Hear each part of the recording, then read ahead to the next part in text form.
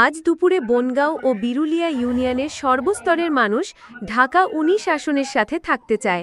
তাদের ঢাকা ২ আসনে অন্তর্ভুক্ত করলে দুর্ভোগ বাড়বে।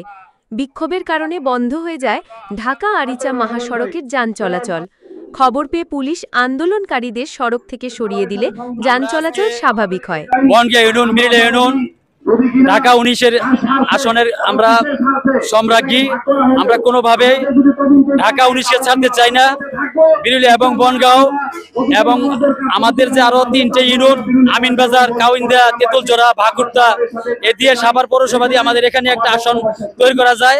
কেন আমাদেরকে এখান থেকে ৩৫ থেকে ৪০ কিলোমিটার দূরে আমাদেরকে সরকার ভালাইতে চায়? আমরা সেটা আদৌ বোধগম্য নয়। আমরা চাই ঢাকা ১৯-এ থাকতে চাই।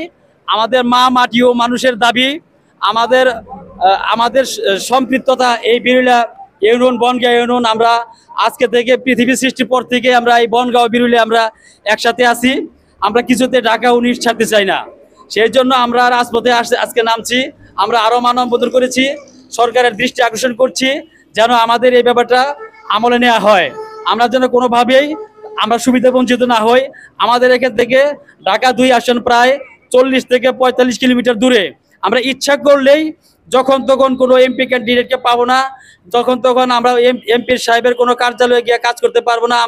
আমাদের কবলে দুর্ভোগ নেমে আসবে। তা থেকে আমরা সচেতন মানুষ হয়ে বুঝতে পেরে আমরা রাজপথে আজকে সমবেত হয়েছি। এখানে প্রায় হাজার হাজার লোক একসাথে হয়েছি। একটাই দাবি আমাদের, আমরা কোনোভাবেই ঢাকা ১৯ ছাড়তে চাই না। আমরা ঢাকা ১৯-এ ছিলাম, আছি, থাকবো। এইভাবে আমার বক্তব্য শেষ করছি।